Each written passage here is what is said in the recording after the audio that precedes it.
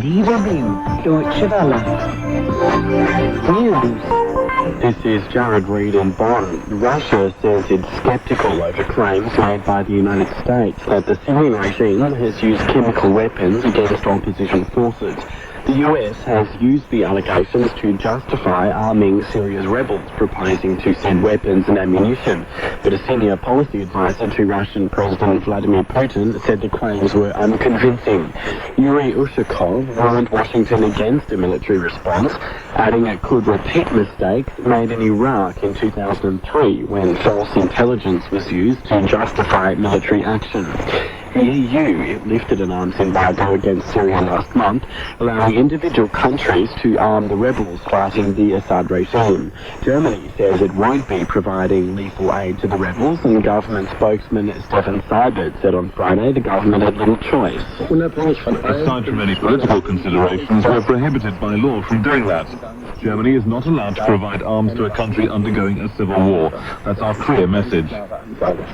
There's been a minor victory for protesters in Istanbul. Turkey's Prime Minister Recep Tayyip Erdogan told them on Friday he would hold off on redevelopment plans for a park in Istanbul until a court rules on the project.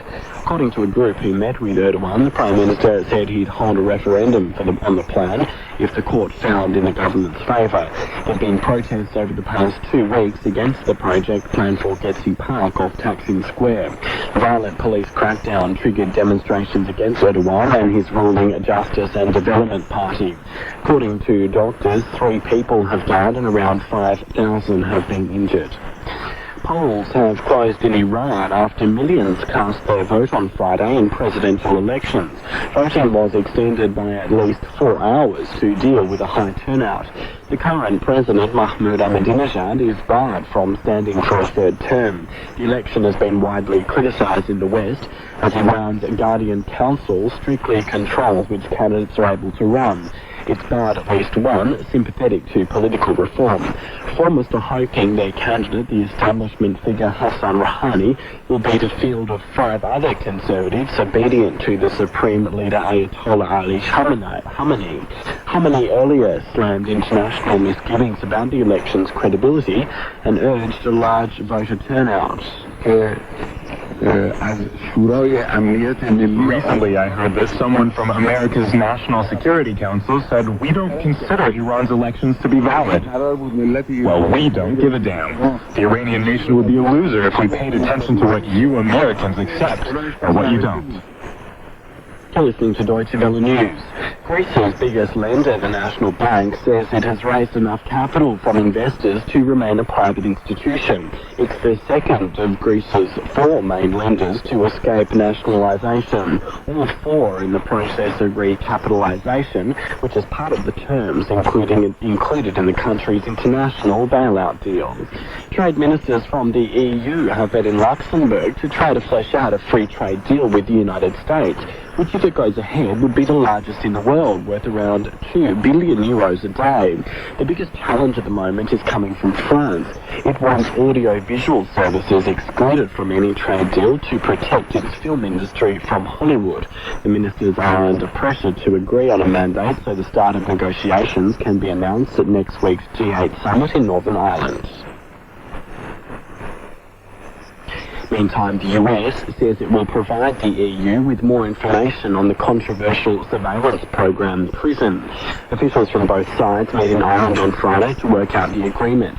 PRISM was revealed early this month by the whistleblower Edward Snowden to major international newspapers, and according to documents, PRISM gives the US government direct access to the servers of major internet companies. EU authorities are concerned the program has been used to monitor EU citizens.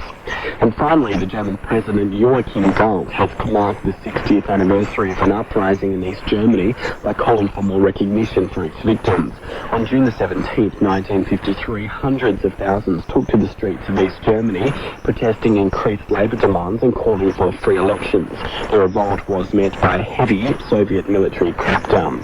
For more news and information, visit our website at dw.de. This is Jared Reid for Deutsche Welle News.